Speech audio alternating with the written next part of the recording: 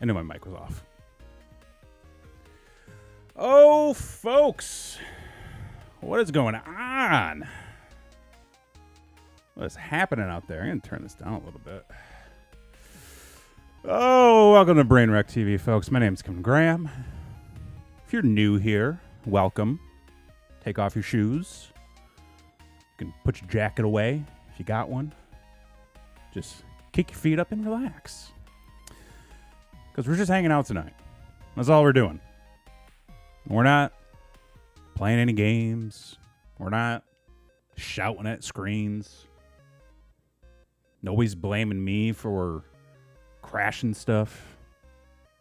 I don't think there is anything to crash. Because we're up and running smooth. All right. So normally we would be doing Brainwreck Live right now. But we're not.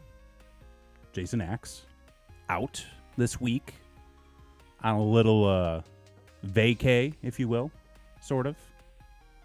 So yeah, no regularly scheduled programming tonight. I wanted to do something sort of different in the interim, mainly because I'm just tired and wanted to do something chill and relaxing. So that's what we're going to do. No format to this kind of thing. Like I said, we're just going to hang out, and enjoy ourselves a nice beverage. I got a little mixed cocktail here. It's blue, so, cheers to all of y'all. Delicious.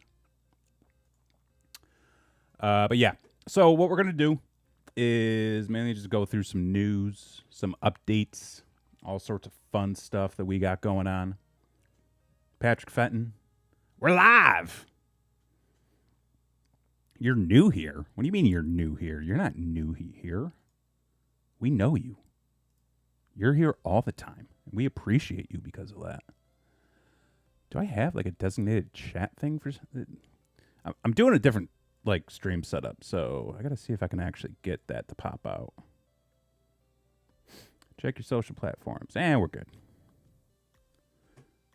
Everything that needs to be working is working. So yeah, we spent a lot of time trying to just come up with new ideas and wacky shenanigans, and I thought, let's just hang out, let's chill. So we're gonna go over some news, some updates, like I said. But I feel like I should turn this off actually, or at least mute it, because we got a couple things coming up. All right, here we go. Let's see. I feel like, let's start with some good old pro wrestling actions, shall we? Let's see. Oh, it worked. Look at that. We're on a roll right now, okay? I just want to throw that out there. We're on a frickin' roll. I do need to do something real quick, though. No, don't do that. Hang on. Let me go back to 1. Okay, now we're going to go to 2. And we're going to push this over there. I'm doing things that you guys can't see because I don't want you to see it. Jason Axe, thanks for holding down the fort, fella. You're drinking margaritas. Well, hey, man, cheers to that. I got my little thing. Fenton, you haven't been here in so long that you feel new. I mean, it's a whole new thing this week. Doing all sorts of new stuff. Okay, so wait, where was I? I was here. That's not it, but we're doing this. Okay, so a little pro wrestling news for you. We got SummerSlam happening on Saturday. Excited for that. We'll probably catch it after Saturday because, I'm busy. I got a lot of things going on. But some hot news being thrown in the mix today. There were rumors, in fact, maybe you can fact check me on this. There were rumors a month ago that Shane McMahon was meeting with AEW. Nobody really knew why. Nobody understood what was really going on. A lot of people said it was fake. A lot of people said, it was real. Internet wrestling community being what it is. Obviously, nobody can agree on one thing. But the picture dropped today. With the two of them, and actually, let me see if I can pull this up real quick. With both Shane and Tony Khan in a meeting room together, and it's one of the funniest fucking pictures I think I've ever seen, because it looks like somebody clearly wasn't supposed to be in there taking photos, but somebody did. Who's got it? Okay, yeah, Wrestle Ops has it. There we go. Yeah, like, if that's not a "hey, what are you doing? Why are you in this room taking a picture" expression, I don't know what is. Like, just. And also, like, how do you let this get out? Like, how do you not immediately take the guy's phone? Like, unless you're trying to throw some shit down, you know, like you're like, oh, just like happen to pop in and take a picture and then, you know, skedaddle out the room and we'll post it later. So yeah, I don't know if there has been a specific mention as to like what it could all be about. Fenton with the hot take, believing the rumors started with Shane and Mercedes Moné at the airport. Tony is shocked. Shane's just annoyed as hell. I mean, it's again, like, what fucking jabroni is... It's gold. It's gold. But I think this sort of ends the debate as to like whether or not it actually happened. Wrestle Zone, who I've kind of appreciated more as like a wrestling news source, because like they don't really do any of the digging themselves. They just kind of report on what other people are reporting on. So it's kind of like, hey, here's what this person said. If it's not true, blame them. Which, you know, being wrestling news, I can get into that. But yeah, apparently they're exploring possibilities of a working relationship. Had a private meeting this week. Oh shit. So this picture was from this week. Reports from Fightful and Wrestle Talk. Photo of the pair was also circulated with a report showing them meeting in an office. Khan and McMahon met to discuss possibilities moving forward. Meeting took place 2 days ago. Oh wow. At an office in private Arlington Airport. Oh, Arlington, that's just up the road. Shit, why didn't they call us? Axe, like, we've been telling these guys, like, everybody, to give us the pencil for so long. I was ready. I was available. I got stuff going on, but, like, I would be more than happy to jog up down the road. The rumor timeline for McMahon and Tony Khan. Conrad Thompson first mentioned he heard McMahon had sent out feelers in June. Tony commented on those rumors during an interview with Sports Illustrated, said they never met, but welcomed Shane in AEW. Yeah, this is interesting, because the fact that there is a McMahon meeting with another wrestling organization that's not WCW or ECW is intriguing, at least, because I feel like a lot of ideas could come out of this of like, well, is Shane looking to help with media? Because like I think that was something he was doing a while back. Is he looking to book? Is he looking to fund? Is he looking to like help with like acquisitions globally? Because like, say what you will, like that's what the family did, is like they got the name out everywhere for the WWE. That's what kind of got them their global reach. So could be interesting. Plus, who knows? Maybe there's a little bitterness behind all of this too. So we'll wait and see. Fenton says this picture was from Monday, somewhere near the Collision ROH arena they are using this summer. Fenton with all of the information that you need. That's why he is the agent here on Brainwreck TV. So hoping to keep an eye on that. More news to come, I'm sure. This is one that really made me chuckle, but in a good way.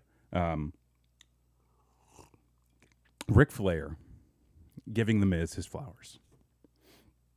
The Miz has accomplished everything, is second to John Cena in representing pro wrestling. I can't say that I disagree. The Miz is one of those guys who, at this point, has basically been around for 20 years. Has never worked outside of the WWE. Has either been consistent or only improved. Can still go with anybody. and he's just still grinding. So I thought that this was kind of a good shout out. I mean, say what you will about Ric Flair, but it is still Ric Flair. Saying congratulations to you, The Miz, because you have become second only to John Cena in representing the greatest sport we love, and that's professional wrestling. I'm so sorry that people bullied you and tried to kill your success in the business. You've overcome everything. So proud to be your friend. I've got you, brother. I'm the nature boy, Ric Flair. Fuck the people who have given you any shit. You are currently the king of entertainment, as you always have been. Hope to see you soon. Woo! That's what Flair tweeted. Which, I mean, again, he's been around for almost 20 years. And I recall a time when people were really trying to shit on him. And because The Miz kind of became one of those people who everybody thought may have like overstayed his welcome, or it was like, oh, great, here's another Miz segment. It's just a guy who we keep seeing. He's not really doing anything, but they keep giving him stuff for some reason. There's a reason they keep giving him stuff. There's a reason why other people like, Natalia Neidhart has been around for so long. That like everybody seems to really get like shitty on. Like they contribute. They bust their ass. They provide value in a lot of ways. Like they're putting people over. They're working with people. They're, trying to build something, whether it's for themselves or other people. And, Axe and I often discuss on the show this sort of need for like a passing of the torch, or for, the current sort of those guys and gals that are like in between, like being here for a while and like kind of still new, where like they really need to be helping out the new crop of talent coming in, especially with NXT, and especially with the direction the WWE is starting to head. Like you need those people who have been established. You need those people who have been around for a while, who can teach people the business, which is the WWE business, because there's a way that they do it in the WWE that's different from everywhere else. So you need to be able to have those people that can really show them the ropes, no pun intended, and then help guide them to lead the next generation, because we cannot have another, ruthless aggression era. Okay. Like it was good for a moment, but it didn't work out after a certain time. And then we immediately went into the PG era, which wasn't much better in the long run. We need consistency. We need people stepping up a level. We need people improving their game. Miz is one of those dudes that can absolutely do that. He is a first ballot Hall of Famer, just like Dominic Mysterio is. And if you've got a problem with that, come at me. We'll talk, okay? And I'll show you the hill that I will die on, okay?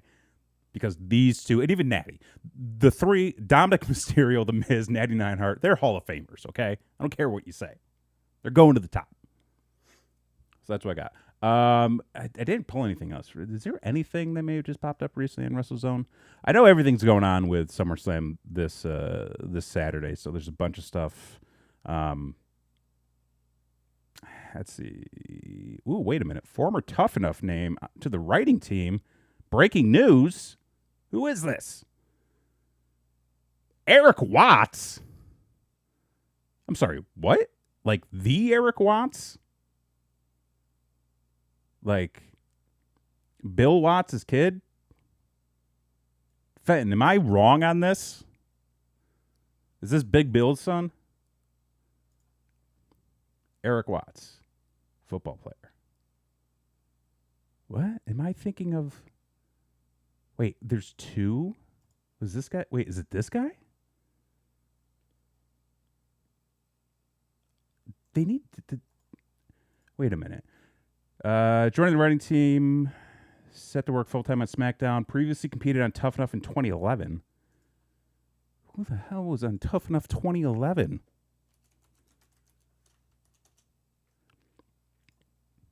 There was a Tough Enough in 2011? Let's see. Oh, my God. Oh, my God. How many friggin' Tough Enoughs? Wait, okay. Fenton, help me out here. This is Bill's kid? Wait, Eric Watts was competing on Tough Enough? Wasn't Eric Watts like part of the Techno Team 2000? That Eric Watts? What? Shut the fuck up. What season was 2011? Hang on. Contestants. What if I just do this? What if I just do Tough Enough 2011? I'm not finding the information quick enough. Andrew, y'all remember this fucking guy who no-sold Stone Cold Steve Austin and was fired immediately? That fucking guy. Remember him?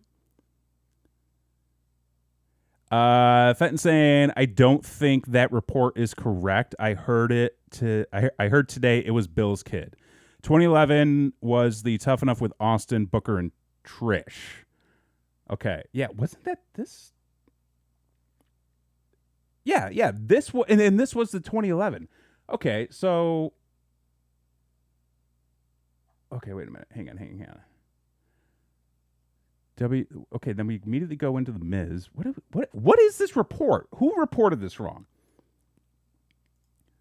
Competed in 2011, did not land at WWE. He did extra work for the company, popped up in other major companies, competed in TNA. I am baffled right now. Although I do think it is hilarious if he actually competed in Tough Enough. Okay. That's wild. Okay. Enough on that. What else we got? Wait a minute. Fenton, you might be going to SummerSlam? Just randomly? Just like, hey, I might wake up on Saturday and just boogie on over to fucking Cleveland, Ohio? Or do you have plans already? Because I hope it is just like you're calling it day of and just book it on out there.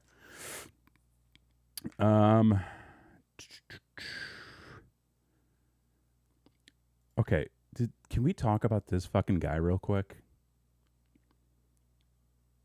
Joe Hendry is like the most over motherfucker in professional wrestling right now.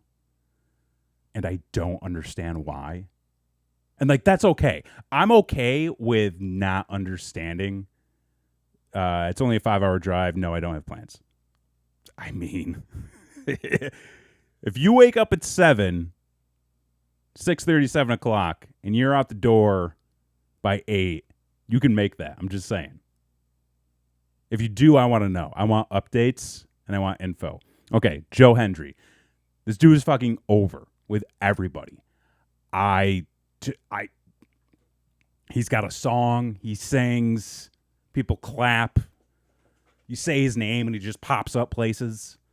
The amount of love, though, that NXT is showing him is insane. Like, we talked about sort of this collaboration between the WWE and TNA. I don't know exactly where it's going to be going long term. I don't know what the payoff is supposed to be, but they're getting people over. And I think it's super cool. I think it's super interesting. I know that like NXT people have already gone over to TNA and wrestle, which this is what we need more of in professional wrestling right now. You know, there is a new interest and a rejuvenation with the product that don't miss the opportunity to give people something weird, wacky, and to remember. And I think like more of these collaborations, like I'm way more invested in this collaboration than when AEW did it with TNA. Just because I feel like that was very much, I don't want to say one-sided, but it definitely focused on like certain people, mainly like Kenny Omega. And I think it was very much a way to sort of push him further. But with this, I mean, they're giving somebody who's not in their company a big rub right now. And he's gonna join the WWE at some point. Like, it's inevitable. And who knows? Maybe the TNA will start doing a feeder system for, NXT or the WWE and just in overall, which could be cool. But I think, like, if they keep passing people back and forth, I believe we said this a couple of weeks ago on the show, that, by letting people, there's, like, stuff, I'm going to take that down. By letting people sort of jump around a little bit, whether they're going to TNA, whether they're going to GCW, whether they're doing, Bloodsport, I think that helps. Oh, and then, like, all the stuff in Japan, that really only helps your talent, rejuvenate, again, build, develop, not feel stagnant. It's exciting to see. Oh, wait, Fenton, okay. Dug into the Eric Watts thing. This isn't Bill's kid. It is the Tough Enough student. He apparently already works for the WWE since March. Now he's a writer-producer. I didn't see his name pop up. Was he on Tough Enough on it, like, through a different name? Unless, am I just completely oblivious and blind? You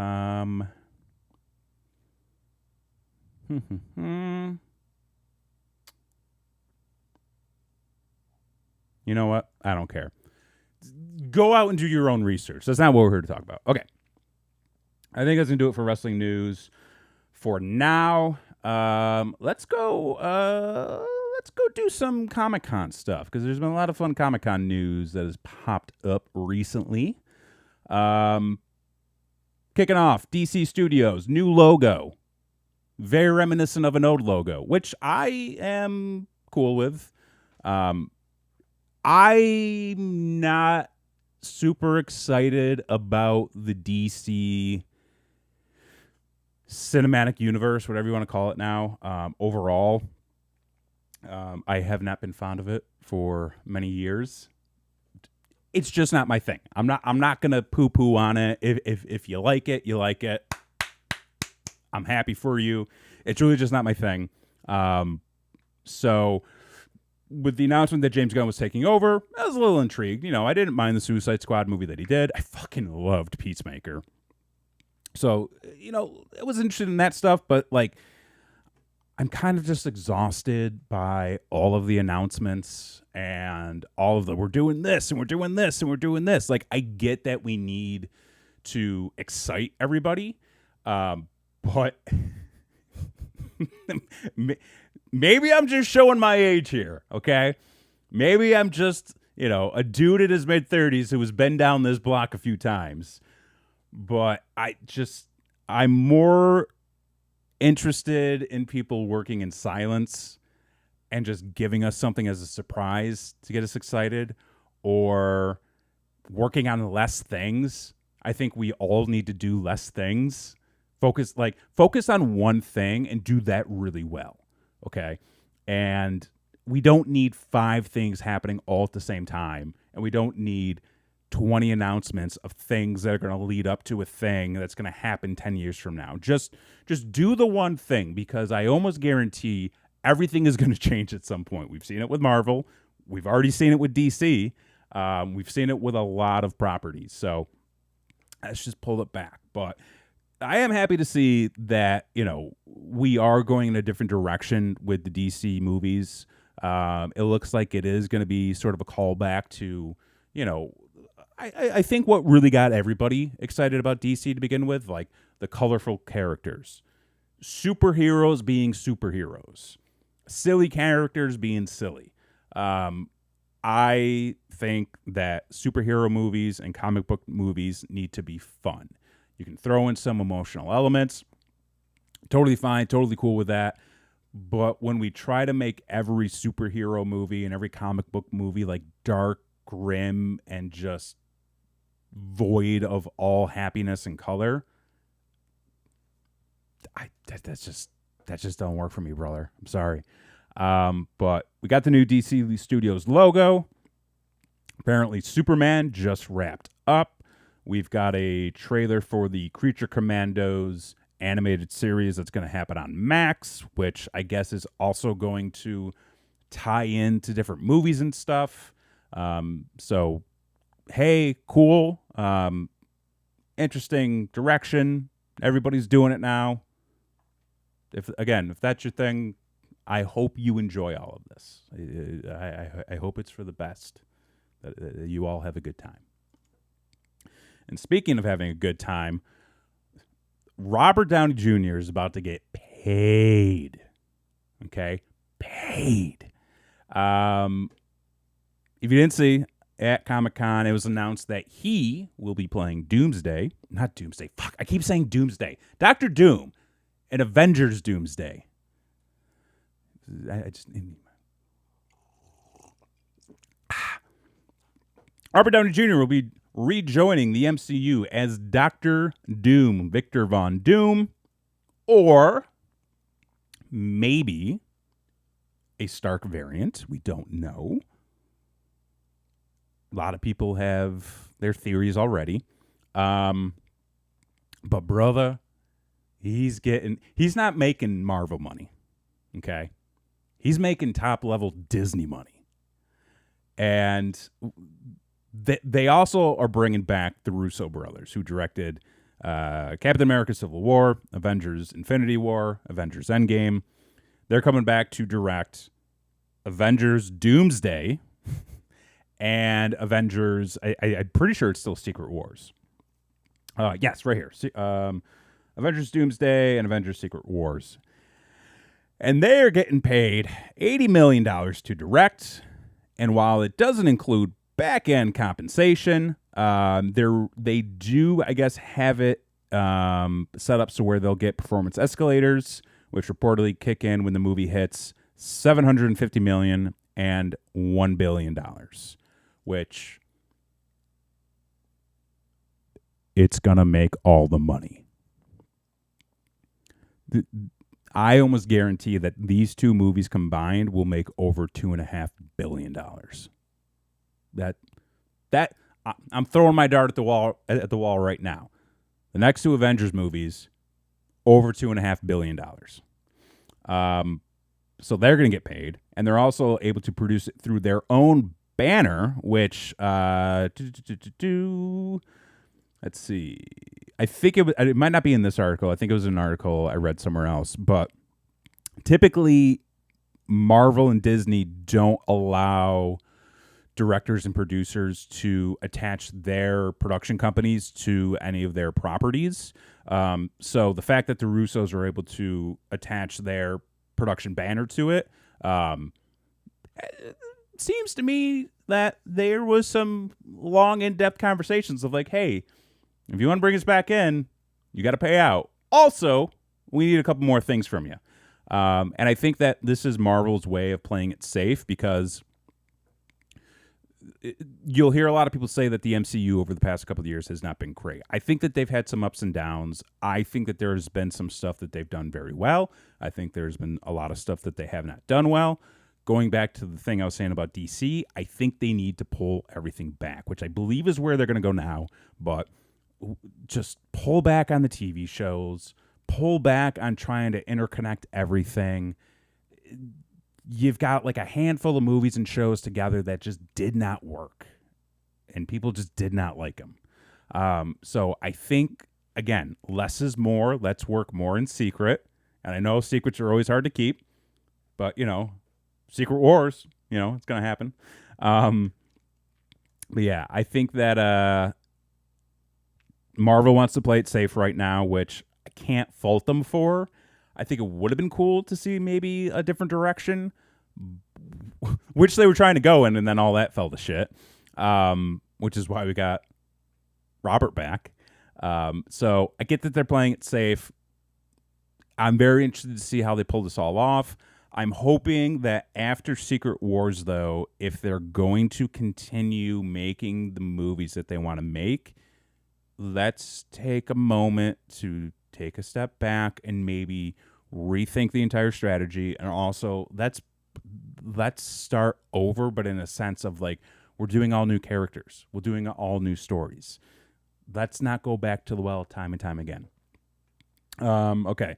So then for Downey Jr., while the report didn't reveal specifically what he's making for his return, it does say he's making significantly more than the Russos, which I think he knows how to play the game now.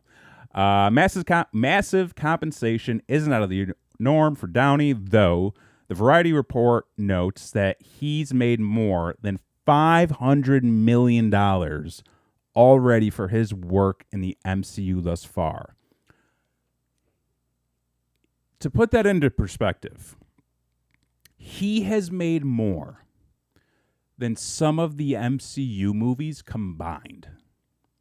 Okay? Combined. The man knows how to make his money. My hat's off for him. Okay? He knows how to get paid.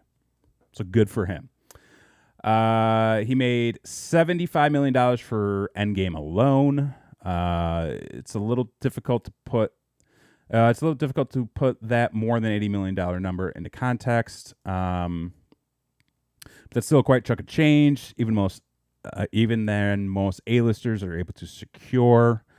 Let's see. Does it break down? Let's see. Oh, okay. Here we go. The perks. There are a few other interesting tidbits from Variety, including that Downey would apparently only return to the MCU if the Russos directed. So, that may have also been, that might be true, which again, could be part of why they're playing it safe. Downey's deal also reportedly has perks that include a private jet travel, dedicated security, and a whole trailer encampment. They're going to build this man his own city on set. Okay? Like he's not going to work. Work's coming to him, all right? Like that's what's happening for the next couple of years. They are bringing work to him. Apparently Avengers Doomsday will begin filming in London in the second quarter of 2025, expected to hit theaters May 2026. Secret Wars will follow later. Will follow a year later. Okay. They're more than likely going to film Doomsday and Secret Wars back to back. I can't imagine that they won't. I'm sure that they want to get these things locked up and put away as quickly as possible so that they can do the big reveals as soon as possible. So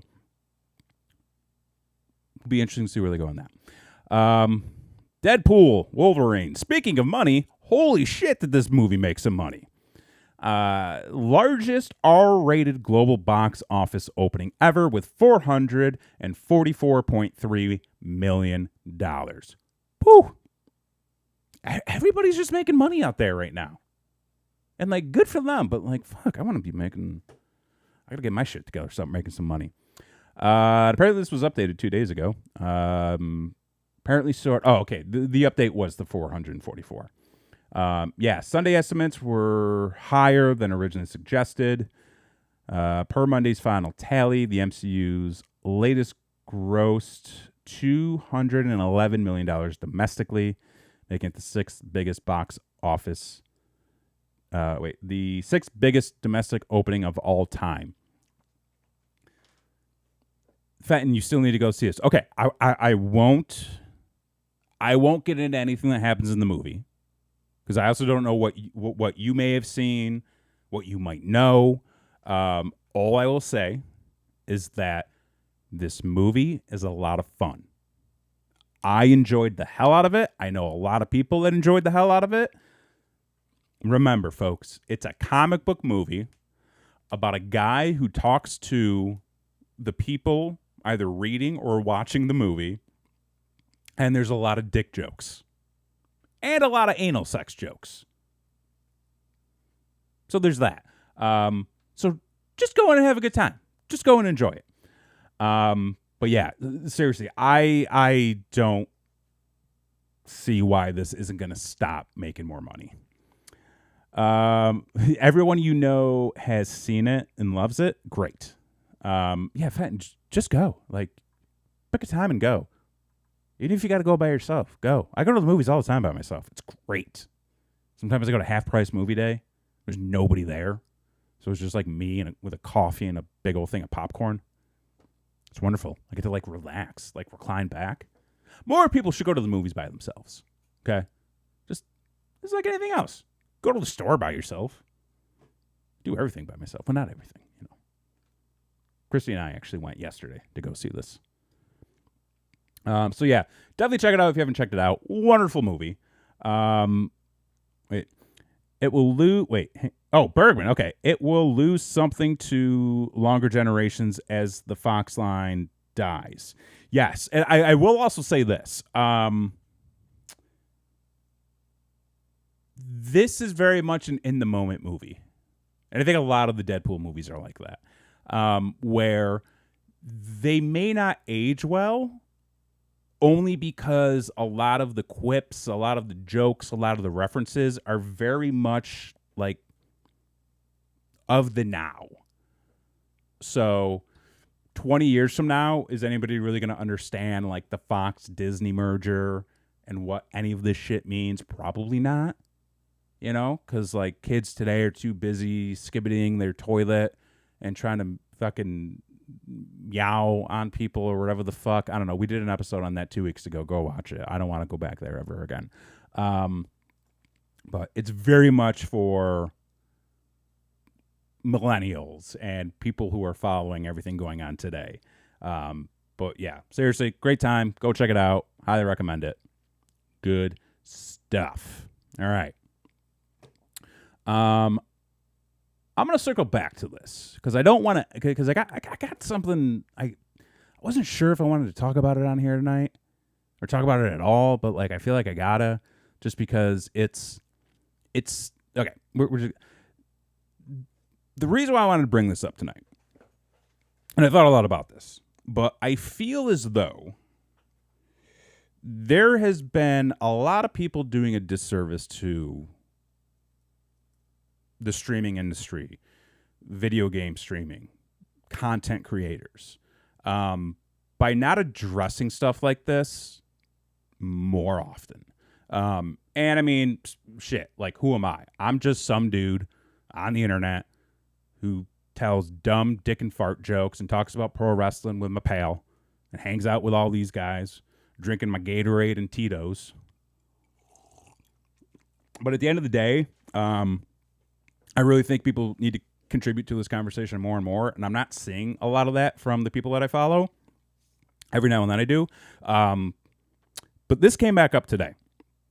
So if you're unfamiliar with Dr. Disrespect, for like the longest time, people were referring to him as kind of like, oh, if a video game streamer had a pro wrestling character, this is what it would be. And he's basically made a career for himself on Twitch, playing shooter video games, acting like a real jackass, being a pretend tough guy, and really building like a toxic community at the end of the day. Everybody says, oh, well, it's just a character. Okay, but like this is kind of different from like, you know, watching Seth Rollins like stomp on, you know, a dude. Like this is like there is still sort of that impression of people watch content creators, you know, like such as myself. Nobody watches me. It's okay. But like they watch content creators and they sort of build these like parasocial relationships with them. And so like when you're going out day after day, like kind of doing that same like I'm a shitty person type shtick, you know, and it's on sort of like, you know, on Twitch, on YouTube, people can kind of take that stuff and run with it as sort of like their own. That's Dr. Disrespect in a nutshell. Earlier this summer, he was basically outed and admitted to the reason why he was kicked off of Twitch a couple of years back was because he was sending inappropriate messages to a minor. Pretty fucked up. A grown adult sending inappropriate messages to a minor. I don't see how that's a good thing.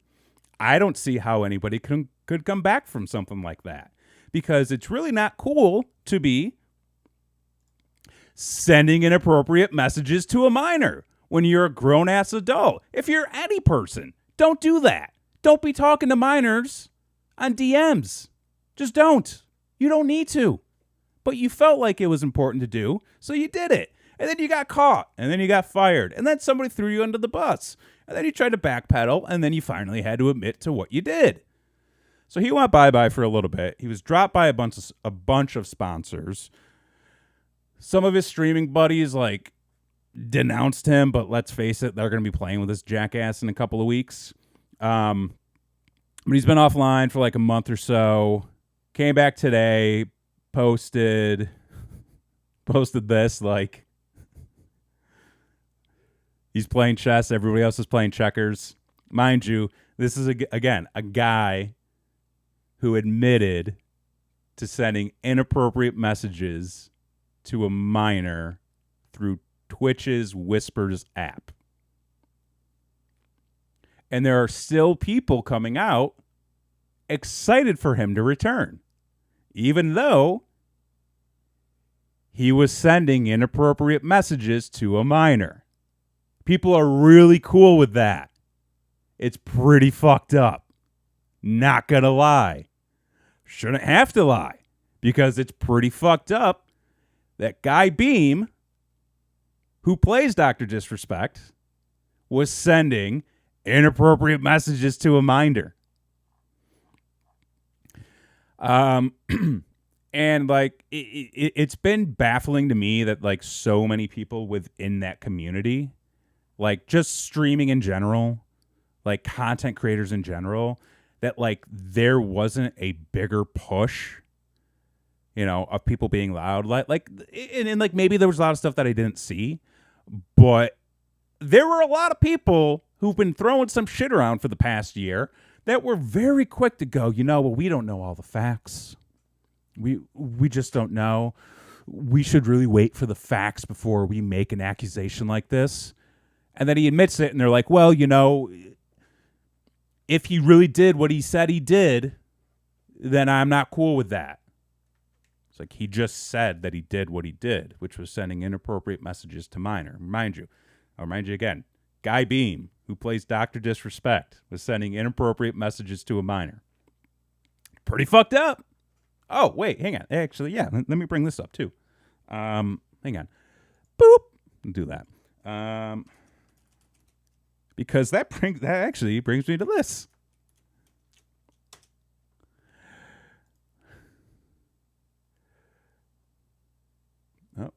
Continue to do that. Oh, look who else is in the news. Mr. Beast. You know that guy. Anyway. Mr. Beast, he's in the news. Why? Because he's a piece of shit too. Mr. Beast addresses past inappropriate language amid allegations of racist remarks. The allegations come alongside reports that Ava Tyson, formerly known as Chris Tyson, Mr. Beast's longtime collaborator, had made inappropriate sexual comments to minors. Mr. Beast acknowledged on Wednesday that he used inappropriate language in his early days on the internet, addressing the controversy surrounding allegations of past racist remarks. Jimmy Donaldson came under fire recently. Okay, we just said that, like you're just repeating.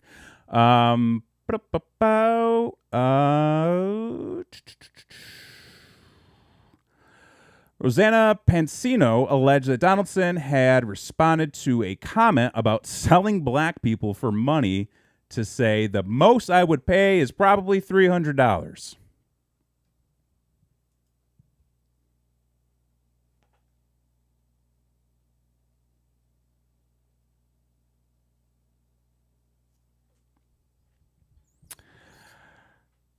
The allegations occurred alongside reports that Ava Tyson, his longtime colleague and one of his close friends, I believe,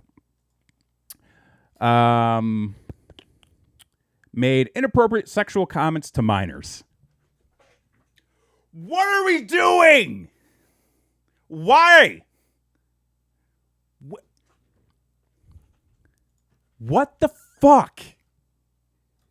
Can you all stop? Like, listen, I don't care what side of the fence you're on. I don't care if you're a liberal. I don't care if you're conservative, Republican, Democrat. I don't give a shit what religion you preach, what gender you are, what pronouns you use. Do not send shit to minors. Don't do it. Don't talk to them. Don't try to act upon them. Stop trying to throw your power around on these kids, okay?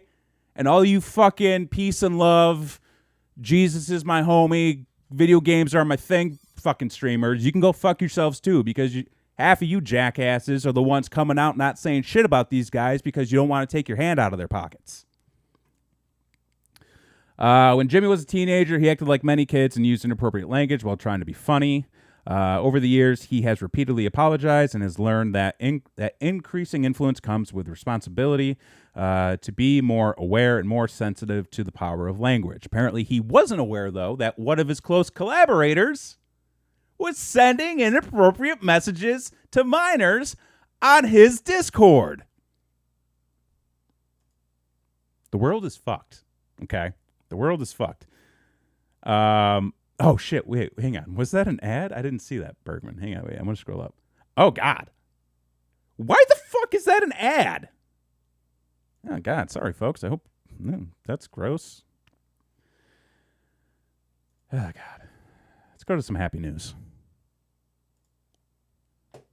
Video games. I want to talk about video games, and then we're going to talk about some stuff that actually is going to make me happy.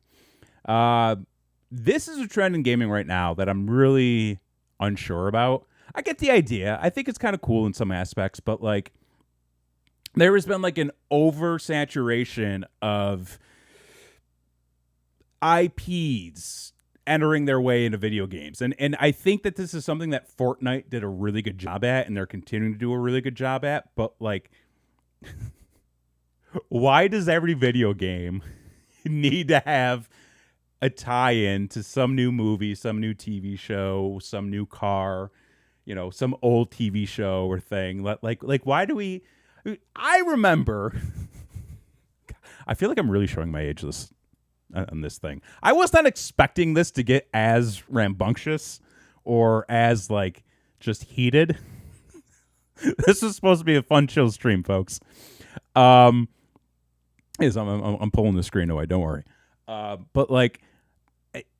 there was a time where you would just put a video game in and you would play it, and all of the content was right there, you know?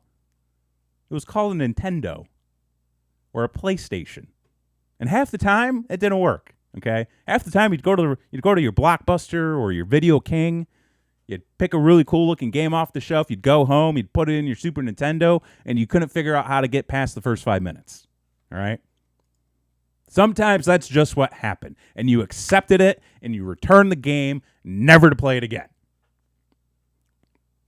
Now, with all the DLCs, with all the upgrades, with all the special editions, it's like, it used to be simple. And we've got all these poor developers just like crunching numbers, trying to make it to the finish line, and it's just everything. It's just going haywire. But now we got Ghostface being added to Mortal Kombat 1. The Scream icon is joining the fighting game alongside Conan the Barbarian and the T-1000. This is silly to me. This is, again, if this is your thing, I applaud you. I hope you have a good time. I'm not trying to shit on it. I just find it funny. I chuckle. It's silly to me. The horror icon is joining the Mortal Kombat universe, announced during a panel for Mortal Kombat 1 at San Diego Comic-Con. The new combat pack titled Chaos Reigns was revealed. As part of that, none other than Ghostface himself from the Scream franchise. Yes, those who decided to purchase this DLC in the not-too-distant future will be able to beat down the likes of Liu Kang and Sub-Zero as Ghostface. Like, if there isn't a point, like if the game doesn't feature a fatality with Ghostface where he rips off the mask and it's fucking, you know, Ski Ulrich, you know, like, what are we doing? Like, come on. Like, let's see. Like I'm gonna pull this up. Like, give me, hang on. No, oh, God damn it. Scream 1. That's what I want. Like, seriously, can we just get like fatality scenes with just like these two? Like it would actually, okay, this would be cool. Is if like there was like a combo, and I hope they do this, where like one's running at you, starts stabbing you, but then another one comes by and like stabs you in the back, and like they just both start stabbing you, like that would be cool. Do that. You better do that in the game. If you don't do that in the game, it's a missed opportunity. All right. But if you want any more cool ideas, hit me up. I'm available. Do they have pictures of the other guys? Let's see. Oh, yeah, here we go. Look at this lineup. That's a Mortal Kombat video game. Oh, wait a minute. Hang on. Oh, we got some shit in the comments. Fenton, I remember those days. That's why rentals were so popular. Now, no rentals, just purchases and $100 plus games. There are some purchases. We'll get to that in a moment. There are some rentals, rather. We'll get to that in a moment. Bergman, Mortal Kombat has been doing this since Mortal Kombat 9 with pop culture guests. Yeah, Freddy Krueger, Alien, Predator, Leatherface, Jason, Terminator, Rambo, plus Animalities are back. Okay, that's pretty cool. And yeah, like I have seen the trend. I mean, hell, I remember when they did this for like Soul Calibur 4, I think it was. Was that where like, I think that was the one. Or maybe I'm thinking of a different one. But like, depending on the platform you got, you would get Link, or you would get, I think Yoda and Darth Vader were in one. So it's been a thing for a little while. I get it, and it's cool. Again, like if this is your thing, if you plan to go out and buy the DLC, like I hope you have a great time. I hope you have fun. I ain't got time to play any other games right now, folks. Like even though there's a shitload that I want to, it is very difficult for me to get into a new game.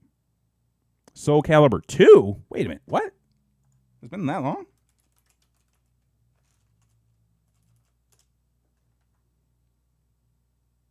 Oh my God. They did that all the way back in 2? Wait, which one was 4? Who's in 4 then? 4 was the PS3 era. Yoda was in 4. Okay, so I was combining the two. All right. Link on GameCube, Spawn on the Xbox. Okay. That was pretty sick. Okay. So yeah, one thing I will say, I actually kind of wish they would do, because we've been getting a lot of these studios that have been making not quite remakes or remasters, but like they're sort of Teenage Mutant Ninja Turtles Shredder Revenge. It's very much a love letter to the side-scrolling Turtles games of yesterday. Really combining a lot of different elements, make something new. I think that there was a Double Dragon one that just came out. They just did it with Streets of Rage a couple of years back. I would love to have an updated version like that for Friday the 13th, Nightmare on Elm Street, Texas Chainsaw Massacre, like the fucking one they did back in the Atari.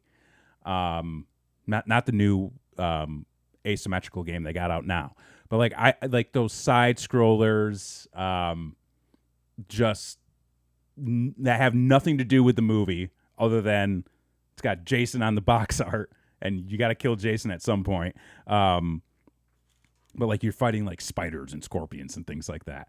I would love for there to be sort of like that classic Nintendo era horror movie franchise video game adaptation side scroller in like an update for today. I think that would be a lot of fun. Do it. Somebody do it. Do it. I want it. All right, we got 2 more things, then we're going to go home. I did not want to go an hour, and here we are. Slasher sequel, And a Violent Nature 2 is officially in development. Chris Nash's ambient and gory horror was a hit with audiences earlier this year. It was announced at San Diego Comic-Con, and an exclusive from Letterboxd, sequel to this year's In a Violent Nature is officially in production via IFC Films and Shudder. The news was revealed during the Bold Voice of Contemporary Horror panel, which featured Fangoria's own digital editor. Hey, good job, Fangoria. I love Fangoria. Can I just say that real quick? I fucking love Fangoria. Fangoria, Bloody Disgusting, like they are my daily trips to the horror scene. I fucking love it. I'm just, look at this.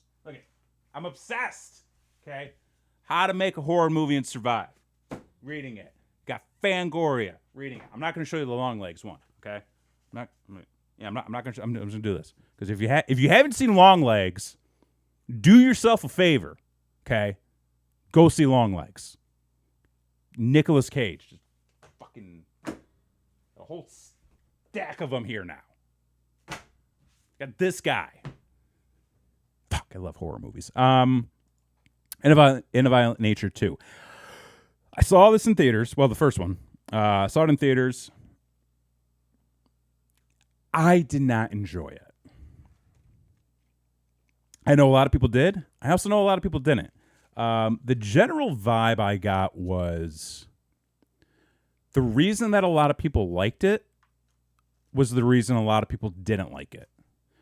So a little bit more of a polarizing movie, I guess. Bergman, Long Legs. Fuck yes. Go see Long Legs. Go check those Long Legs out.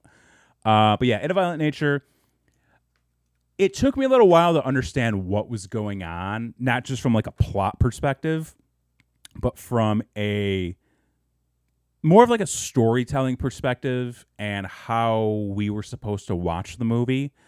Because I came in with a very specific understanding what the movie was going to be, and it was not that in the end.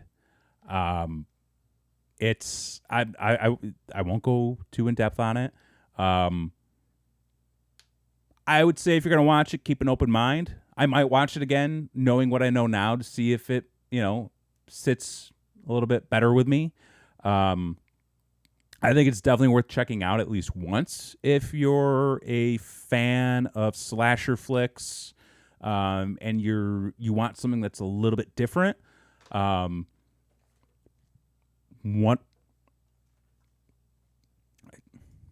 of the best kills in a movie I think I've ever seen was in A Violent Nature. My opinions on the movies aside, there's a moment in this movie where I'm out loud in a theater. I just went, holy shit. Yeah, so. But yeah, check it out if you haven't seen it. I would recommend people at least give it a shot. Because again, your preferences for movies might not be mine. So I'm trying to be better about not making people feel bad about their interests and the things that they like. I'm trying to be more cognizant because I know I can be a little bit loose with my terms sometimes, but that's what it is. So yeah, check it out. I would probably give the second one a shot when it comes out just to see. I mean, hell, I've sat through a lot of movies. I've sat through a lot of worse movies, So check it out. All right, we're going to wrap up with this because this is something near and dear to my heart. Evil Dead star Bruce Campbell teases franchise's future, including his return for an animated series. Yes. I just watched Evil Dead Rise not too long ago. It took me way too long to watch it. Phenomenal. Just fucking phenomenal.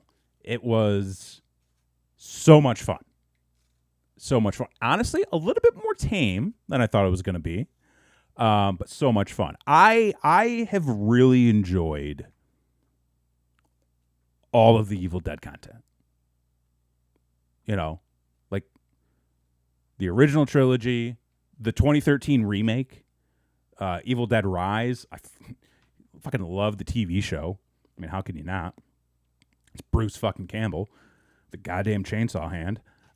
So I am very excited to see where they go. They've got 2 more movies coming out with 2 different filmmakers, which is intriguing to be like, yeah, we have these 2 movies coming out by 2 different people, which tells me like they're definitely going to be of different vibes.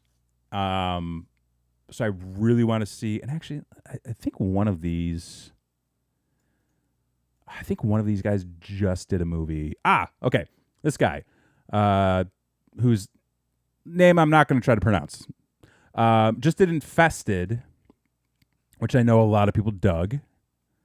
Big old spider movie on Shudder, which I actually got to watch this. This was on Shudder's like, hey, check this out because it's now streaming live. I watched like 5 minutes of it, and I was like, oh, maybe I should watch that. Seems kind of fun. Yeah, so I'm not really familiar with any of the other stuff that he has done. Francis Galuppi, if that's how you say his name. I apologize if it's not. This guy directed Last Stop in Yuma County. I want to see this movie. Fuck, I want to see this movie. Okay. I've heard awesome things about this. So I really need to check that out. So the fact that he's directing this, I'm intrigued. I don't know what to think yet, but I'm intrigued by it. So that's cool. Yeah, those two movies won't be the last adventure set in the franchise, with star and producer Bruce Campbell confirming that an animated series was in development. He retired from the role in 2018 with the final season of Ash vs. Evil Dead, though the actor confirmed it was merely due to the physical toll the franchise took on him. He doesn't see himself retiring from voice acting in future projects. It says, we are developing an animated version, like a series. He says, I'll do Ash. I'll do Ash's voice all day long because my voice hasn't aged as much as I have. Which, Bruce Campbell, that voice of gold, I tell you. And a chin of gold, too. Shared that in 2023 that an animated movie was in the works. Fans will speculate about if that plan has morphed into a series or if his more recent remarks probably refer to a series of animated movies. I'll take whatever you want to give me, Evil Dead wise. Okay? Huge fan. Love Bruce Campbell. Enjoy a lot of the stuff Sam Raimi does. But I like that they are sort of looking to change this up and not really try to stay in one box. Like they're not trying to stay contained, which is an approach that I can appreciate because they really want to sort of test the waters with different types of things. So excited for that. Cool on that. And folks, with that, that's all I got. I got nothing more. I'm tired. I'm gassed. But I'm happy to have been here. Happy to have hung out. Where's my music? Bring the music back. Boom. Okay, there we go. For first run of this, I'm going to try to work this out a little bit more because I would like to do sort of like a weekly news and channel update sort of thing, just to try to keep more content out there. And again, like have it be very low stakes, just kind of kicking back, relaxing, having a nice beverage, whether it be, a nice coffee in the morning or a nice little Gatorade and vodka at night. Mainly just looking to hang out. So, thank y'all, Fenton, Bergman. Y'all are the best. Fucking love you guys. Always contributing great stuff to this channel and these shows. Y'all wonderful. Where's my thing? Where'd my thing go? Be sure to subscribe to this channel. If you're not already, ring the notification bell so you know each and every time that we go live, because we go live every Wednesday night with new episodes of Brain Wreck Live. We do a lot of live stuff. Working on some ideas for bringing back a couple of streaming series related to video games. So we might have some news on that coming up. You got to talk to Jason Axe about what he's got coming up next. I don't really know. Follow us on Twitter, currently known as X, at Brainwreck TV. Brainwreck TV at most places you can find us.